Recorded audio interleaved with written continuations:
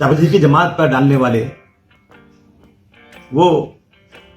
मोदी जी को बीजेपी के तलवे चाटने वाले मीडिया के लोग 24 घंटे तबलीगी जमात, सारी जिम्मेदारी तबलीगी जमात की। तबलीगी जमात को इतना इन्होंने बदनाम किया कि लोग तबलीगी जमात और मुसलमानों की शक्ल से इस मुल्क में नफरत करने लग गए। कई जगहों पर फसादात हुए, कई लोगों का कत्ल कर दिया गया, दुकानें लूट ली गई, महलों में सब्जी बेचने वालों को भगाया गया कि ये मुसलमान लोग हैं, इनकी वजह से कोरोना फैल रहा है। ये जलील कमीने किस्म के मीडिया वाले हमारे देश की गंगा जमुनी तहजीब जो हजारों साल की है,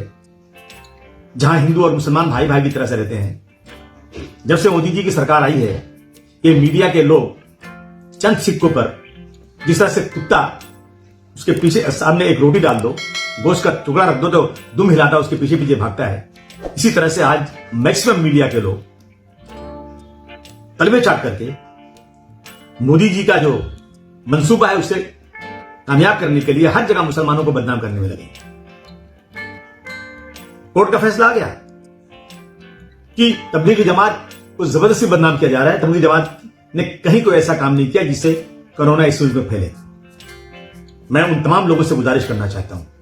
जो लोग इस देश के संविधान की इज्जत करते हैं, जो लोग इस देश में की तरक्की, इस देश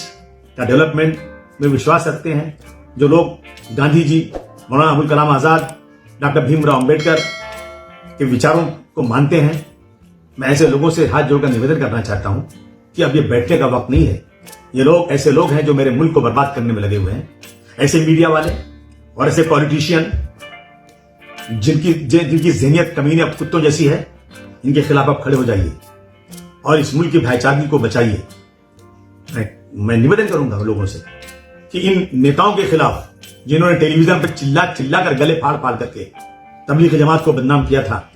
इन मीडिया वालों के खिलाफ जो दिन रात चिल्ला चिल्ला कर तबलीगी जमात को बदनाम कर रहे थे, इनके खिलाफ कोर्ट में मुकदमा डाला जाए और इनको जहां ये बैठे हुए हैं मीडिया की अच्छी कुर्सियों पर, इनको जाकर वहां से पकड़कर खींच करके धक्के मार करके उनको वहां से भगा दिया जाए और वहां एक अच्छे पढ़े लिखे इंसान को जो तहजीब और तमद्दुन के दायरे में रहता है,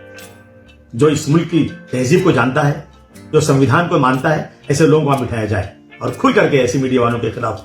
हमें इस मुल्क में खड़ा होना पड़ेगा। ये मेरी आप सबसे गुजारिश है। आपका भाई अबू आसिम आजमी।